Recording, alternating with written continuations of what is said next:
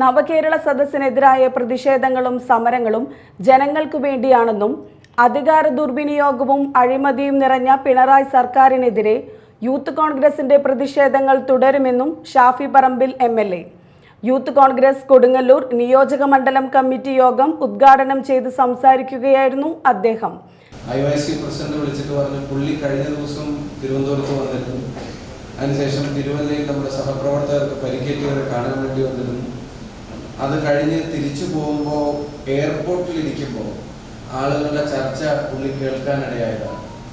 കേരളത്തിലെ പ്രതിപക്ഷ പ്രവർത്തനങ്ങളുടെ കരുത്ത് അത് ഇന്ത്യൻ യൂത്ത് കോൺഗ്രസ് ആണ് എന്നുള്ള തരത്തിൽ യൂത്ത് കോൺഗ്രസ് നടത്തിയ ഇടപെടലുകളെ, സമര പരമ്പരകളെ, പോരാട്ടങ്ങളെ പൊതുസമൂഹത്തിന്റെ വലിയ അംഗീകാരത്തിലേക്ക് കൈപിടിച്ച് നടത്താൻ പുതിയ യൂത്ത് കോൺഗ്രസ് പ്രസ്ഥാനത്തിന്റെ നേതാക്കന്മാർക്കും അതിന്റെ സഹപ്രവർത്തകർക്കും കഴിഞ്ഞിട്ടുണ്ട് എന്നുള്ള കാര്യത്തിൽ ഒരു സംശയമില്ല. അതിന് ഏറ്റവും പ്രധാനപ്പെട്ട കാരണം എന്ന് പറയുന്നത് ഈ സമരങ്ങൾക്കുള്ള ജനങ്ങളുടെ പിന്തുണയാണ്. ഇവിടെ നടത്തുന്ന സമര പോരാട്ടങ്ങൾക്ക് കേരളത്തിലെ പൊതുസമൂഹത്തിന്റെ അകമഴിഞ്ഞ പിന്തുണയുണ്ട് എന്നുള്ള കാര്യത്തിന് ഒരു സംശയവും വേണ്ട. സാധാരണ സാംസ്കാരിക നായകന്മാർ ഈ ഗവൺമെന്റിനെതിരെ സംസാരിക്കാൻ മടിക്കുന്നത് എത്രയോ കാലങ്ങളായിട്ട് കാണുന്നുണ്ട്. കൊടിയ അനീതിയും രാഷ്ട്രീയമായ അക്രമങ്ങളും അതിക്രമങ്ങളും ഒക്കെ നടക്കുമ്പോഴും പ്രതികരിക്കാൻ മടിക്കുന്ന സാംസ്കാരിക നായകന്മാരുടെ എണ്ണം കൂടുതലുള്ള കേരളത്തിൽ MT വാസുദേവൻ നായരെ പോലുള്ള ആളുകൾ.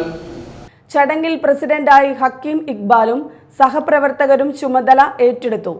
സംസ്ഥാന യൂത്ത് കോൺഗ്രസിന്റെ ഉപാധ്യക്ഷൻ അഡ്വക്കേറ്റ് OJ ജനീഷിന് സ്വീകരണം നൽകി. യൂത്ത് കോൺഗ്രസ് മുൻ നിയോജക മണ്ഡലം പ്രസിഡന്റ് നിഷാഫ് കുര്യാപ്പിള്ളി അധ്യക്ഷത വഹിച്ചു. മുൻ യൂത്ത് കോൺഗ്രസ് പ്രസിഡന്റുമാരെ ചടങ്ങിൽ ആദരിച്ചു. KPCC general secretary TU Radhakrishnan, TA Nasar, VA Abdul Kareem, VM Mohiyuddin, AA Ashraf തുടങ്ങിയവർ സംസാരിച്ചു.